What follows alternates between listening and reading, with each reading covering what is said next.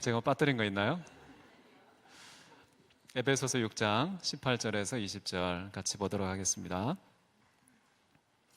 오늘 기다리고 있는 순서가 많습니다. 성찬식까지 있어서요.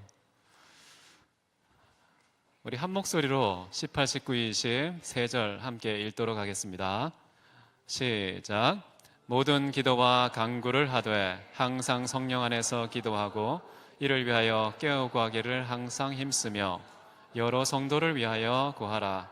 또 나를 위하여 구할 것은 내게 말씀을 주사 나로 입을 열어 복음의 비밀을 담대히 알리게 하옵소서 할 것이니 이 일을 위하여 내가 쇠사슬에 매인 사신이 된 것은 나로 이 일에 당연히 할 말을 담대히 하게 하려 하심이라. 아멘. 다음 주에는 이제 에베소서 다 이렇게 끝납니다. 오늘 마지막 전주인데요. 오늘 저는 여러분과 함께 기도하는 교회라는 제목으로 하나님 말씀 나누기를 원합니다. 우리는 지금까지 교회가 당면한 영적 전쟁, 그 본질이 무엇인지, 어떤 대상과 싸우는지, 눈에 보이는 혈육이 아니라 보이지 않는 악한 영들, 권세, 주권, 여러 가지 요소들이 있는데 다 영적인 전쟁이라는 사실을 확인했었고요. 이런 영적 전쟁에 당면한 자가 준비해야 될 무장의 방식은 6가지라고 그랬죠. 혹시 기억하십니까?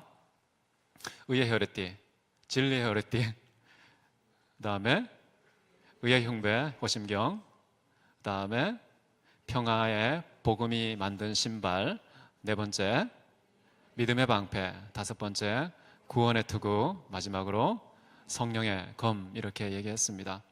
그럼 무장 끝났네 라고 생각할 수 있겠지만요, 요걸 몰랐지가 남았습니다. 그게 뭐냐 하면 기도라는 것입니다. 이 6가지를 탄탄하게 무장을 잘 했지만요, 이 무장이 제대로 작동하기 위해서, 이 모든 전신갑주 거기에 생기를 불어넣기 위해서 필요한 게 딱 하나 더 있습니다. 뭐라고요? 기도라는 것입니다. 그래서 오늘은 교회가 영적 전쟁을 제대로 치르기 위해서는 마지막 무장의 완결판으로서의 기도, 그거 빠지면 패한다는 것이죠. 망한다는 것입니다. 기도가 그만큼 중요하죠. 예수님께서 그런 말씀하지 않았습니까? 놀라운 기적을 실질적으로 행하신 다음에 제자들이 깜짝 놀라니까 기도 외에는 이런 유가 나아감이 없느니라, 이렇게 말씀하셨죠. 기도가 모든 상황 속에서 모든 전쟁에 필수적으로 요구되고 있다는 것입니다. 그래서 오늘 이 3절을 통해서 도대체 기도는 무엇이고 어떻게 하고 과연 기도의 내용과 방식은 무엇인지 잠깐 살펴보기 원합니다. 18절 한번 보십시오. 모든 기도와 간구를 하되 항상 성령 안에서 기도하고 이를 위하여 깨우고 가기를 항상 힘쓰며 여러 성도를 위하여 구하라. 자, 여기서 참 중요한 구절이 나오고 있습니다. 기도는요, 특정한 사건, 특정한 대상, 특정한 상태, 특정한 상황에 대한 것만이 아니라는 것입니다. 모든 기도와 간구라는 것이죠. 이게 다른 말로 본다면 모든 종류의 기도와 간구를 하나님께 드려야 한다라는 것입니다. 무슨 말일까요? 범사에 기도해야 된다는 것입니다. 이제 좀 있으면 이제 청년부 수련회가 있네. 수련회가 있으니까 기도하는 게 아니라는 거예요. 리모델링 하네. 그것을 위해서 기도해야지. 그것만을 위해서 특정한 이벤트를 위해 기도하는 것이 아니라는 것입니다. 해외 선교 가네, 전도여행 가네, 사회봉사 하네, 뭔가 특정한 이벤트, 볼거리를 중심으로 해서 그것에 집중해서 영적 전쟁을 하는 그런 태도를 취하면 안 된다는 것입니다. 사탄 편에서 한번 생각해 보십시오. 사탄은 언제 우리를 공격할까요? 언제 우리를 미혹할까요? 수련회가 다가왔네? 야, 총출동! 이렇게 해서 집단적으로 갑자기 수련회에 몰려서 공격합니까? 아니요. 사탄은요, 앞에 보이는 게 없습니다. 물불 가리지 않습니다. 시도 때도 없이 사방에서 공격하는 것이 바로 사탄의 속성이에요. 수련회만 골라서 이렇게 공격하지 않아요. 우리가 특별한 중요한 일을 할 때만, 그때만 공격하지 않거든요. 그래서 사도 바울은 말합니다. 모든 종류의 기도, 모든 상황에 대해서, 모든 사건과 사태와 상황에 대해서 기도해야 된다. 하나님께 간구해야 된다. 지금 이렇게 우리에게 가르치고 있다는 것이죠. 그래서 여러분, 종류를 가리지 마십시오.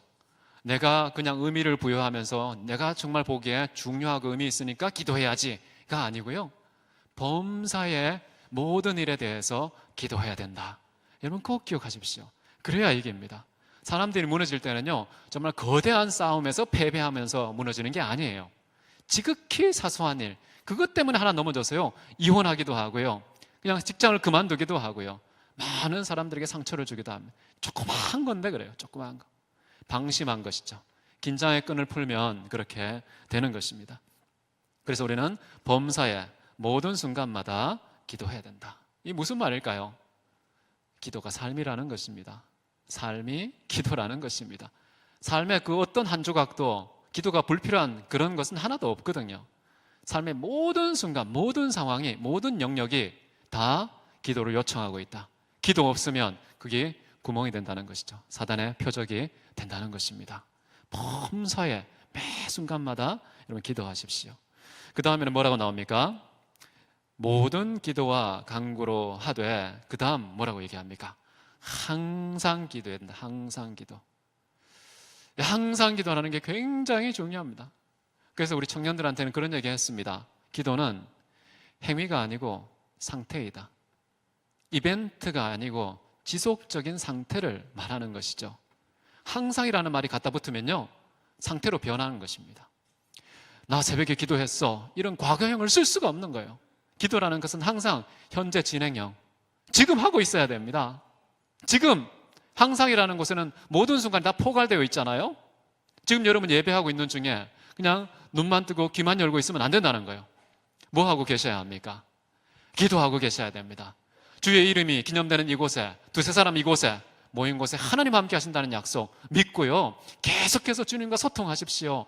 교류를 나누십시오. 주님의 영광 맛보십시오. 하나님의 놀라운 은혜 받으십시오. 믿음으로 받을 수 있습니다. 믿었기 때문에 이미 받은 줄로 알라고 얘기했습니다. 지금 매 순간마다, 예배하는 매 순간 분초마다 기도하는 자가 돼야 된다라는 거예요. 그래서요, 여러분 기도의 의식을 놓치지 마십시오. 기도의 의식, 기도의 끈을 놓치는 순간이 언제냐면 주로 걱정할 때, 근심할 때, 좀 이따가 이제 식사해야 되는데 그 밥 어떻게, 어떤 순서로 푸지? 막 그런 생각이 막 들 때가 있어요. 그리고 이제 다음 주부터 또 숙제가 많이 있는데 어떻게 하지? 알바를 해야 하는데 어떻게 하지? 또 누군가를 만나야 되는데 어떡하지? 여러분 마음속에 무언가를 계획 세우고 도모하는 순간 나도 모르게요, 이 기도의 의식이 상실되는 것입니다. 이거는 실질적인 거예요. 실질적인 거. 여러분 매 순간마다 해야 되는 거. 근데 이게 굉장히 즐겁습니다. 즐겁다고요. 왜 그럴까요? 하나님께서는 무엇이든지 내게 구하라고 하셨거든요. 아니 뭐든지 구해도 될 만한 대상이 이 세상에 누가 있습니까? 대통령이 뭐 해줄 수 있습니까? 바빠요 그분. 만나기도 어렵습니다. 말 한번 섞기가 어려워요. 그런데 24시간 항상 대기하시면서 귀를 기울이고 계신 전능자, 만왕의 왕, 만주의 주, 그분이 나에게 말해, 내가 응답할게, 내가 시행할게, 이렇게 분명히 얘기하시는데도요, 기도하질 않아요. 항상 하십시오. 항상. 친구들의 관계 왜 걱정하십니까? 연인 관계 왜 걱정하십니까? 부부 관계 왜 걱정하십니까? 자녀의 관계 왜 걱정하십니까? 걱정하지 마세요. 걱정하는 순간 기도가 끊어져요. 기도의 의식을 놓칩니다. 그게 아니라 매 순간 기도하십시오. 기도. 하나님 도와주십시오. 누구를 만납니다. 하나님 도와주십시오. 지금 누구와 대화합니다. 하나님 도와주십시오. 어떤 일에 대합니다. 하나님 도와주십시오. 매 순간마다 무슨 상황에서도 기도하는 것을 듣고 응답하시는 분이 계시다는 특권. 왜 이 특권 안 누리십니까? 누리십시오. 항상 기도하라는 것은, 그분이 그를 말을 했다는 것은 어마어마한 축복을 주시는 겁니다. 저는 그렇게 말을 못해요. 야, 힘들 때마다 나한테 연락해. 그렇게 말을 못해요. 도와줄 수가 없어요. 주머니도 없고 시간도 없고 여력도 안 돼요. 그러니까 항상이라는 말을 아무나 쓸 수 없는 겁니다. 근데 성경은 우리에게 말하죠. 항상 기도해. 항상 응답한다고 얘기하십니다. 이게 얼마나 큰 특권인지 여러분 심장이 뛰시는 성경 구절 되시기를 바랍니다. 근데 어떤 사람은 항상 기도해야 된다니까 그거 어떻게 해? 숨통이 콱콱 막히는 것처럼 도무지 살 수가 없다고 생각하기 쉽습니다. 어떻게 매 순간 기도해? 좀 쉬자, 좀 더 편안하게 누리면서 살자고 생각하는데요, 여러분 제가 비결을 가르쳐 드릴게요. 정말 질리지도 않고요, 지루하지도 않고요, 싫지도 따분하지도 어렵지도 않은 방법이 무엇이냐? 하나님을 사랑하면 됩니다. 하나님을 사랑하면요, 그분 매일 소통하고 싶어 해요. 아무리 매 순간 빈틈없이 기도해도요, 질리지가 않아요. 지루하지가 않습니다. 여러분, 야곱 아시죠? 우리 창세기 25장 20절, 29장 20절 우리 같이 한번 읽어보도록 하겠습니다. 창세기 29장 20절 시작. 야곱이 라헬을 위하여 7년 동안 라반을 섬겼으나 그를 사랑하는 까닭에 7년을 며칠같이 여겼더라. 라헬을 사랑하니까요, 그의 아빠 라반 얼마나 미운 줄 아십니까? 진짜 나쁜 사람이잖아요. 부당 노동을 착취하되 무려 20년치의 노동력을 착취했던 사람, 그러고도 멀쩡하게 법의 조촉도 받지 않는 사람, 아주 기가 막혀서 분통이 터지는 사람인데요, 그런 사람한테 내가 살아야겠어? 그런 사람을 위해서 내가 일해야겠어? 그게 아닌 거예요. 아무리 분통 터지는 부당한 사람 밑에서 일할지라도요, 뭐 때문에 수일같이 여깁니까? 라헬을 사랑하기 때문에 그래요. 라헬 때문에. 우리가요, 하나님을 사랑하면 우리의 삶에 어떤 토막도 고통이 없을 수 있습니다. 괴로움 없을 수 있습니다. 비록 겉으로는 괴롭고 힘들지만요, 내 마음에 수일같이 심장이 뛰는 매일매일을 보낼 수 있게 된다는 거예요. 이런 비결입니다. 사랑하십시오. 사랑하지 않는 사람 항상 기도하는 거 중노동입니다. 이보다도 괴로운 일이 없는 것이죠. 그러나 하나님 사랑하면, 그분과 소통을 즐기면요, 내가 그 대화를 멈추는 게 힘들어요. 기도 안 하는 게 너무 고통스럽고 괴로워요. 그런 체질 가지시기 바랍니다. 항상 기도하는 건 너무나 중요한 것이다. 그 다음 방법은 무엇입니까? 항상 어디에서 기도합니까? 성령 안에서 기도한다. 이런 모든 상황과 모든 순간에는요, 마땅히 기도해야 될 내용이 있습니다. 그런데 문제는 인간이 그 마땅히 기도할 바를 알지 못한다는 것입니다. 여러분, 로마서 8장 26절입니다. 성령도 우리의 연약함을 도우시나니 우리는 마땅히 기도할 바를 알지 못하나 오직 성령이 말할 수 없는 탄식으로 우리를 위하여 친히 간구하시느니라. 성령 안에서 기도하시기 바랍니다. 혼자 할 수 있는 것이 아닙니다. 성령 안에서 기도한다는 거, 도대체 구체적인 내용이 무엇일까요? 내가 지금 성령 안에 있는지 밖에 있는지 어떻게 알 수 있습니까? 파악하기 어렵죠, 그죠? 단순히 관념적인 성격이 강하잖아요. 근데 정말 성령 안에서 기도한다는 게 무슨 의미인가? 그 구체적인 실체가 무엇이냐 하면요, 바로 이것입니다. 말씀 안에서 기도하는 것이다. 여러분, 요한일서 5장 6절입니다. 같이 한번 읽습니다. 시작. 그리스도시라 물로만 아니요 물과 피로 임하셨고 증언하는 이는 성령이시니 성령은 진리니라. 성령은 진리라고 동일시하고 있습니다. 진리는 예수 그리스도시고 성령은 예수 그리스도의 영이고, 그러니까 다 진리인 것이죠. 성령께서는요, 예수님을 증언하시는 분입니다. 그런데 어떤 방식으로 증언하고 계십니까?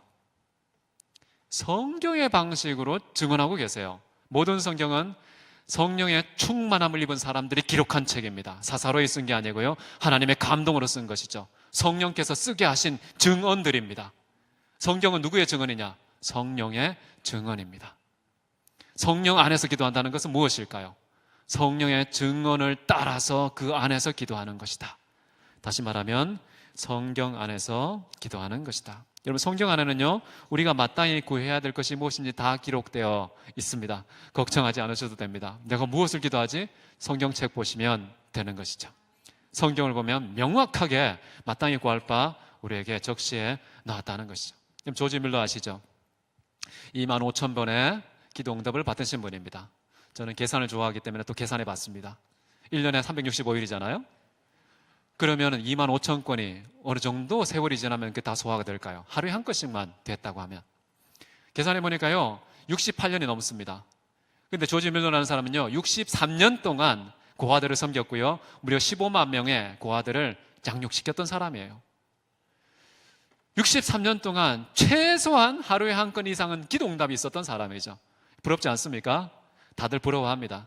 나도 조지 밀러처럼 매일매일 정말 심장 터지는 하나님의 응답, 인간이 감당할 수 없는 그런 놀라운 응답의 사람 되고 싶다.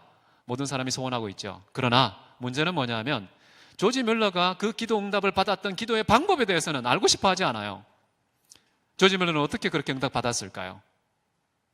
제일 먼저 성경을 뒤졌습니다. 성경을 뒤지면서 발견한 게 뭐냐면요, 하나님은 고아의 아버지다. 이거 발견한 거예요. 그리고 난 다음에 이런 것을 또 발견합니다. 고아를 도우시는 분이시다. 고아의 아버지면서요, 고아를 도우시는 분. 하나님의 정체성을 발견했습니다. 자, 만약에 하나님께서 이 땅에 살아 계셨었으면 어떻게 사실까? 고아들의 아버지니까 고아들을 돌보고 고아를 도우시는 분이니까 고아에게 도움을 주시는 일을 하실 것이다. 그래서 조지 밀러는 어떻게 했을까요? 하나님이 이 땅에 살아 계셨었으면 하셨을 그 일, 그것을 그대로 수행하면서 하나님께 엎드려 기도합니다. 성경 구절 하나씩 하나씩 찾아가면서 하나님, 이 말씀하신 약속대로 응답해 주십시오. 하나님 이렇게 말씀하고 약속하지 않았습니까? 그 약속대로 제가 그것을 위해서 수고하고 섬기기 원합니다. 응답해 주십시오. 이렇게 매일마다 기도하니까요, 아침에 눈 뜨고 나니까 가방이 30개 와 있습니다. 정말 신발이 300켤레 와 있습니다. 정말 생각지도 못했던 노트가 막 수천 권 와 있습니다. 매일마다 상상할 수 없는 일들이 계속 터지는 거예요.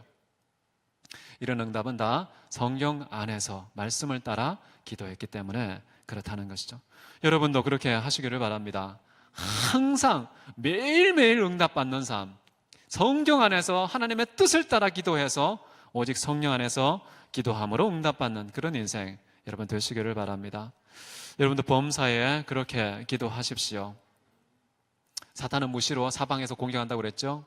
매 순간마다 그렇게 기도함으로 하나님의 응답이 하루에도 수를 헤아릴 수 없는 응답의 삶 살아가는 저와 여러분 되시기를 바랍니다. 그 다음 보시면 사도 바울은 무엇으로 또 기도하라고 그럽니까? 인내, 모든 인내로서 기도하라 이렇게 얘기합니다. 인내가 왜 필요할까요? 자, 히브리서 10장 36절 보시면 이런 말씀이 나옵니다. 같이 읽습니다. 너희에게 인내가 필요함은 너희가 하나님의 뜻을 행한 후에 약속하신 것을 받기 위함이라. 자, 하나님께서 약속하신 것을 받기 위해서 인내해야 된다라고 합니다. 아니, 왜 하나님은 그러면 기도한 시점과 응답의 시점 이 사이에 왜 간격을 만들어 놓으셨습니까? 왜 인내의 간격이 필요합니까? 이렇게 질문할 수 있겠죠. 왜 필요할까요? 그것은요, 기도 응답의 결과와 내용과 때와 방식은 누구에게 있다는 것입니까? 하나님께 있다는 거예요. 내 뜻대로 되어지는 게 아니라요, 하나님의 뜻대로 된다는 것이 기도의 응답이에요. 그래서 그 응답은 하나님께서 마음대로 조절하십니다. 내용도 조절하시고요, 시기도 조절하시고요, 방식도 조절하십니다. 그렇게 함으로써 우리가 기도하고 인내함으로 기다리면서 그렇구나, 기도의 주도권은 하나님께 있으시구나, 기도 응답의 주권은 하나님께 속한 것이구나, 이런 것을 우리가 인내로 기다리면서 배우게 되는 것이죠. 자, 그 다음 또 어떻게 기도하라고 나와 있습니까? 모든 성도들을 위해서 기도하. 여러 성도라고 나와 있지만요, 이 원문에 보면요, 파산입니다. 그러니까 모든 성도를 위해서 기도하라 이렇게 나와 있어요. 자, 모든 기도와 간구를 위해서 기도할 때 자신만을 위해서 간구하는 것이 아니라는 겁니다. 모든 기도는 개인을 위한 것이 아니라 공동체를 위한 기도이다. 예수님이 우리에게 가르치신 주기도문 안에서도요, 개인의 사적인 기도를 찾아볼 수가 없어요. 하나도 없습니다. 하나도. 다 공동체를 위한 기도예요. 우리에게 일용할 양식을 달라고 그랬죠. 우리의 죄를 사해 달라고 그랬죠. 우리가 시험에 들지 않게 해달라고 그랬죠. 우리가 죄에서 건지움 받게 해달라고 기도하는 것이죠. 나 이런 1인칭 단수가 아닙니다. 우리라고 묶여지는 그 공동체, 우리 전체를 일컬어서 기도의 대상이 되고 있다는 거예요. 항상 우리는요, 기도할 때 자신을 위해서 구하지 마십시오. 사실 좀 부끄러운 겁니다. 자신을 위해 기도하는 거요, 좀 부끄러운 거예요. 성경은 신기합니다. 하나님의 영광을 위해서 기도하고요, 그 다음에 이웃을 위해서 기도하는 것이 당연시 되고 있다는 것이죠. 자, 모든 성도를 위해서 기도하지 않으면 안 되는 성경의 원리가 하나 있는데요, 우리가 잘 아는 겁니다. 창세기 12장 3절 우리 같이 한번 읽겠습니다. 창세기 12장 3절 시작. 너를 축복하는 자에게는 내가 복을 내리고 너를 저주하는 자에게는 내가 저주하리니 땅의 모든 족속이 너로 말미암아 복을 얻을 것이라 하신지라. 이게 기독교의 원리입니다. 여기서 우리는 생각할 때 너를 축복하는 자, 너라는 그 지시대명사가 나를 가리킨다고 생각하기 쉬워요. 이것도 맞습니다. 나를 가리키는 건 맞아요. 그래서 우리 하나님 믿음의 사람들을 축복하는 자 하나님의 축복 받을 것입니다. 하나님의 백성들을 저주하는 자 저주 받을 거예요. 자, 그런데 이 나를 나로 보지 않고 이웃으로 보십시오. 사랑하는 형제 자매들을 보십시오. 자, 그럼 어떻게 해석되나요? 내 형제를, 내 자매를 축복하는 자에게는 하나님께서 축복하시겠다, 이 말이 되죠. 그렇지 않습니까? 다른 형제 자매를 미워하고 저주하고 괴롭히고 증오하고 분노하면 어떻게 된다는 뜻일까요? 나에게 다 돌아온다는 것이죠. 나라는 것이 나도 해당되지만 나와 함께 더불어 있는 공동체가 나라는 곳에 포함되어 있다는 것입니다. 이게 기독교의 축복하는 원리입니다. 이런 방식으로 하나님은 복을 주세요. 하나님 내게 복 주세요, 이런 방식으로 복 주시기 원치 않으십니다. 그런 원리가 없어요. 성경 어디에 있습니까? 말씀해 보십시오. 다 너희라는 복수를 써서 하는 말이죠. 다 공동체에 대한 것입니다. 하나님께서는 이기적인 기독교인 되기를 원치 않으십니다. 근데 우리는 너무 개인주의가 강하죠. 교회 안에서 기독교 문화 전체가 좀 집단주의보다는, 공동체보다는 개인주의가 너무 강해요. 나의 필요, 나의 만족, 나의 기쁨, 나의 행복, 늘 그것 때문에 교회에 나오고 기독교를 믿고 하나님을 추구합니다. 하나님 보실 때는 안타깝죠. 그게 원리가 아닌데, 내가 성경에 약속한 복음의 참된 질서와 진리는 타인을 축복할 때 축복을 받고요, 타인을 저주하면 저주를 받는, 나를 향하지 않고 공동체와 이웃과 타인을 향한 그런 사랑이 기도로 나와야 된다는 것이죠. 여러분, 그것을 꼭 기억하시기 바랍니다. 진정 하나님께서 우리에게 원하는 축복, 정말 축복 주고 원하시는데 받을 자가 별로 없는 거예요. 받을 자가 별로 없는 거예요. 정말 복 받고 싶습니까? 내 주변에 있는 사람 몽땅 축복하십시오. 닥치는 대로 축복하십시오. 기뻐해주고 축복해주고 세워주고 위로하고 높여주고 그렇게 하십시오. 안 그러고 내 주변에 있는 사람마다 다 상처받고 내 주변에 있는 사람마다 다 깨어져 버리고 나를 떠나버리고, 그리고 내가 있는 곳곳마다 공동체가 파괴되는 원흉이 되지 마시고요, 가는 곳마다 공동체가 흥왕케 되고 윤택하게 되고 부하게 되고 기쁨과 행복이 넘치는 그런 곳이, 그런 주역이 되시기를 바랍니다. 범사예요. 그런 타인을 향한 축복의 기도가 체질화되어 있어야 돼요. 왜요? 항상 기도해야 되거든요. 항상 타인을 축복하는 그런 태도로 살아야 되거든요. 그게 복인 줄 믿으시길 바랍니다. 자, 경건한 믿음의 사람들 중에 성경에서요, 자신만을 위해 기도한 사람, 그 기도에 매달린 사람 있습니까? 없습니까? 성경 어디를 뒤져봐도 없는데요, 모세의 경우를 한번 보십시오. 가나안에 들어가게 해주십시오 라는 자신만을 위해 기도한 기도를 드렸어요. 그런데 하나님의 응답이 있었죠. 같이 한번 읽습니다. 신명기 3장 26절 시작. 부족해도 족하니 그 일로 다시 내게 말하지 말라. 아주 차가운 거절을 당합니다. 너 못 들어가, 됐다, 그만해라. 차가운 거절을 하는 거예요. 하나님, 그래도 저는 얼마나 수고 많이 했습니까? 저까지는 좀 들어가게 해주십시오. 왜 여호수아와 갈렙 두 사람만 갑니까? 아론도 죽고요, 모세도 죽고요, 다 죽습니다. 그런 개인적인 기도가 무려 그 가나안 입성에서 박탈되는 그런 상황 속에서도요, 자기를 위한 기도 딱 한 번 하고 입 싹 닫습니다. 얼른 가나안 입성에 대한 소망 접습니다. 깨끗하게.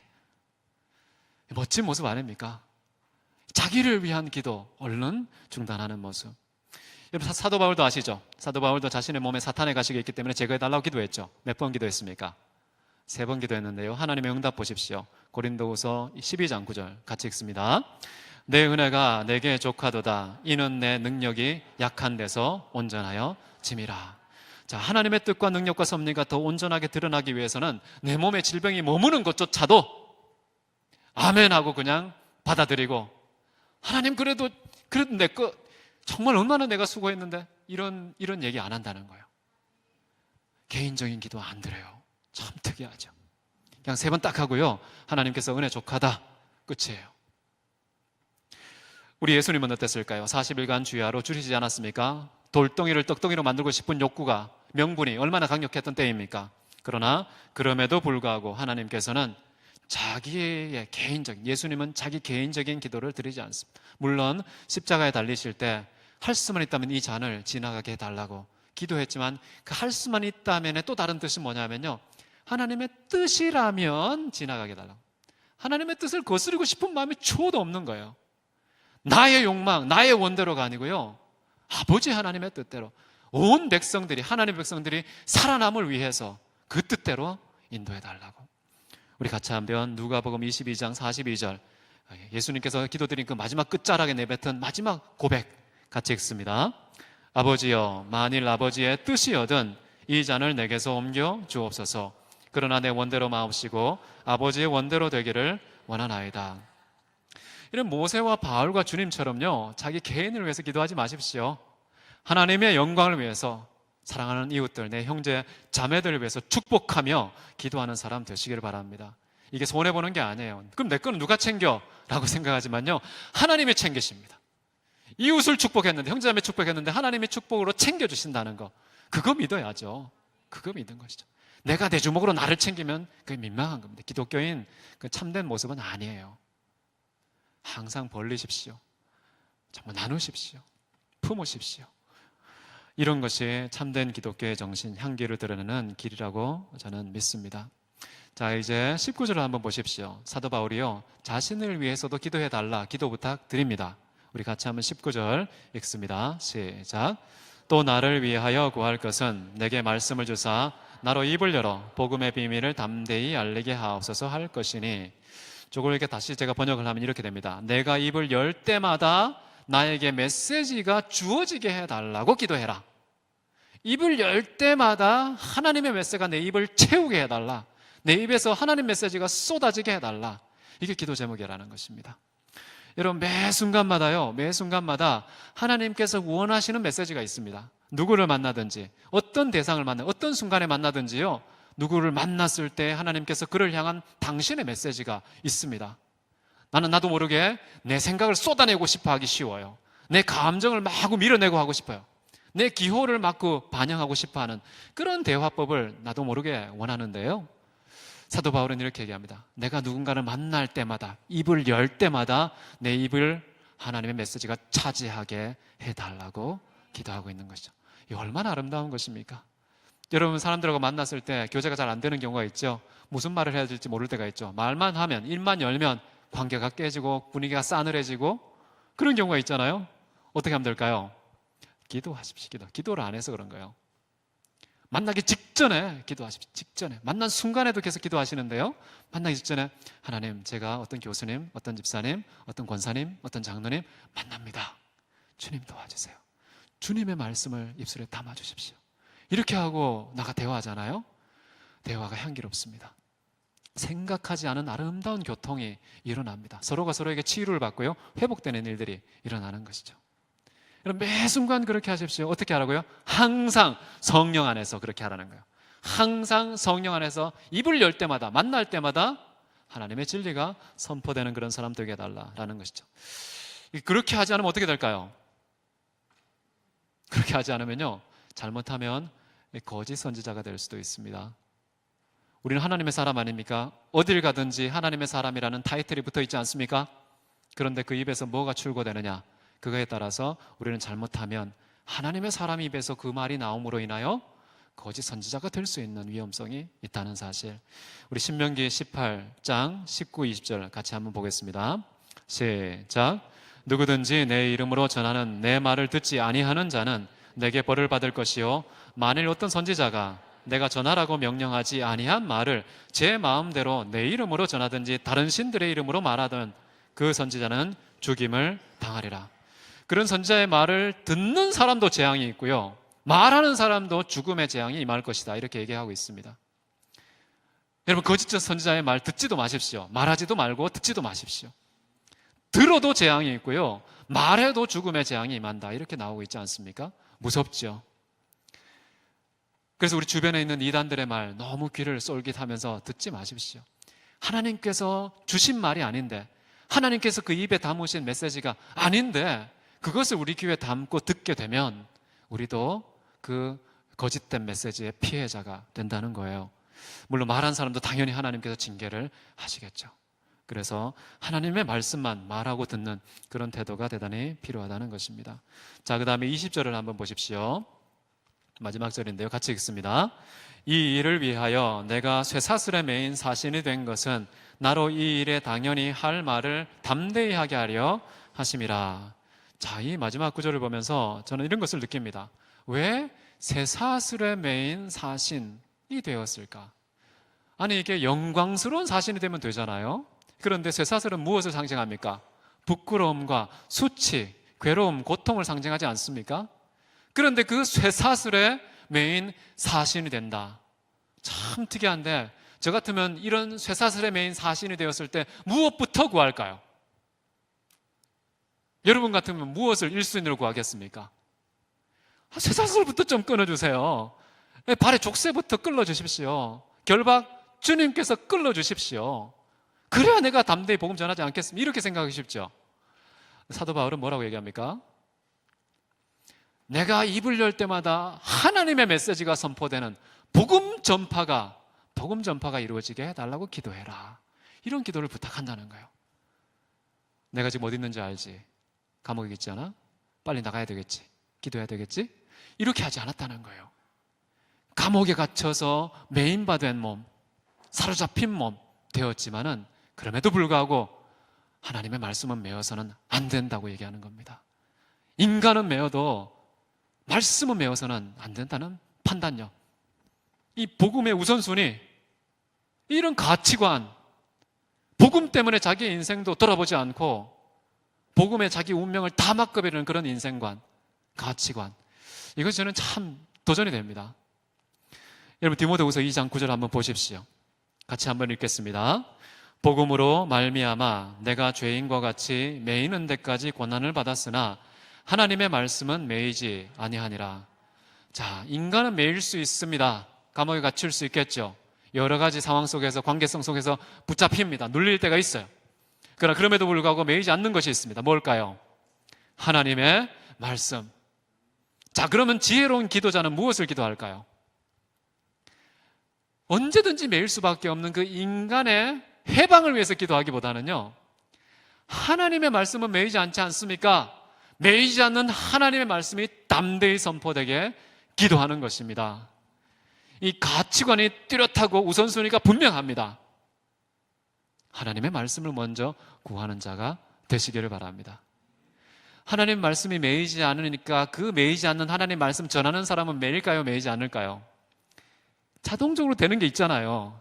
그걸 다 계산해서 아마 바울이 말씀 매이지 않으니까 말씀 전파를 위해서 기도했다고 보기는 어려워요. 잿밥에 눈이 어두워서 이 복음 전파를 위해서 기도한 건 아니에요. 분명히 이 복음에 대한 가치, 심지어 사도 바울의 태도는요, 복음에 대해서 자기의 생명을 어떻게 얘기합니까? 이 복음 전파의 사명, 주께서 나에게 맡기신 이 사명 끝마치려 하면 나의 생명도 조금도 귀한 것으로 여기지 않겠다는 복음과 생명 사이의 어떤 가치체계, 무엇이 더 중요하고 무엇이 덜 중요한지에 대한 분명한 가치관이 있었기 때문에 사도 바울은 복음 전파를 먼저 기도했던 것이죠. 그런데 복음 전파를 위해서 기도하니까 결과적으로 어떤 일이 생길까요? 결과적으로 매이지 않는 하나님 말씀을 붙잡고 있는 자는요, 그 매이지 않는 말씀의 속성 때문에 그 사람도 매일 수가 없는 것입니다. 그래서 결국에 로마 감옥에 있었을 때인데요, 나중에 어떻게 됐을까요? 풀려났어요. 물론 풀려나서 2년 후에 또 죽지만은, 그러나 정말 거기에 매이지 않고요, 복음을 전파하기 위해서 하나님께서 꺼냅니다. 복음이 전파돼야 돼. 매이지 않아야 되니까.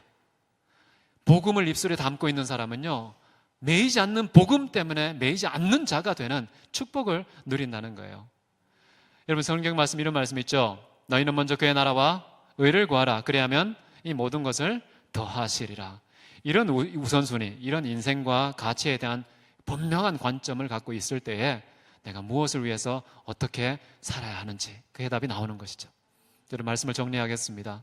여러분, 사도 바울이 지금 기도하는 교회에 대해서 얘기하고 있습니다. 영적 전쟁이 코앞에 닥쳤는데 기도에 입술을 열지 않는다? 망하겠다는 의사표시입니다.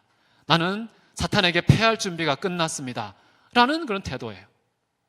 기도하지 않으면 안 된다는 거예요. 꼭 기억하십시오. 어떻게 해야 되겠습니까? 모든 일에 범사에 대해서 다 기도가 필요하다는 거 꼭 기억하시고요. 그 다음에 기도의 시점은 항상 기도해야 돼요.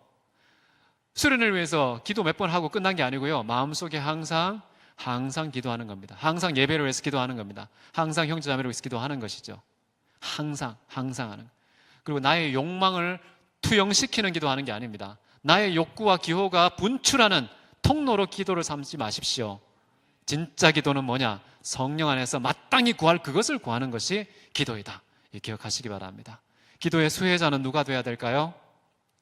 모든 성도를 위하여, 모든 성도를 위해서, 나를 향하여서 이기적인 사사로운 사적인 그런 기도 그냥 안 해도 됩니다. 하나님 다 알아서 해주세요. 진짜 해야 될 건 뭐냐? 마땅히 구할 건 뭐냐? 하나님의 영광과 이웃 사랑입니다. 그것을 위해서 치열하게 하나님께 기도할 때 너를 축복하는 자에게 내가 축복하는 하나님의 놀라운 법칙이 우리에게 구현될 줄 믿습니다. 그리고 사도 바울 자신을 위해서는 뭐라고 얘기합니까? 모든 영적 전쟁의 종착지가 뭐라는 얘기입니까? 이 모든 기도가 궁극적으로 지향해야 되는 방향성과 목적이 뭐냐? 하나님의 진리가 선포되는 거, 그래서 하나님 나라가 확장되는 거, 하나님의 뜻이 하늘에서 이룬 것처럼 이 땅에서도 이루어지게 복음이 담대히 전파되는 거, 그것을 끝자락에 말하면서 에베소서 서신을 마무리하고 있죠. 물론 뒤에 이제 마지막 인사말이 있기는 합니다. 그러나 내용적으로는요, 복음 전파를 위해서 내가 지금 기도 부탁한다. 그러면 그 에베소 교회 성도님들은 어떤 방향을 지향하게 될까요? 지금까지 쭉 에베소서 6장까지 쭉 했는데 사도 바울이 마침표를 이걸로 찍었구나. 복음 전파를 지금까지 한 얘기구나.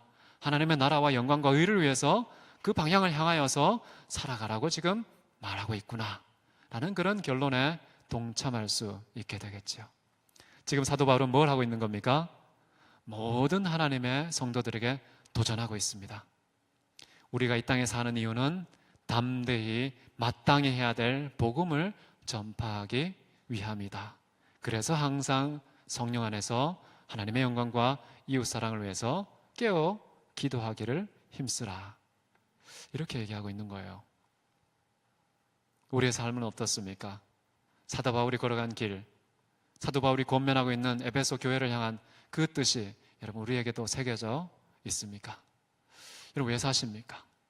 오늘 여러분 삶의 방향은 어디를 지향하고 있습니까? 내일은 여러분 남은 평생 동안에 여러분이 추구하는 삶의 목적 어디인지 한번 검토해 보십시오.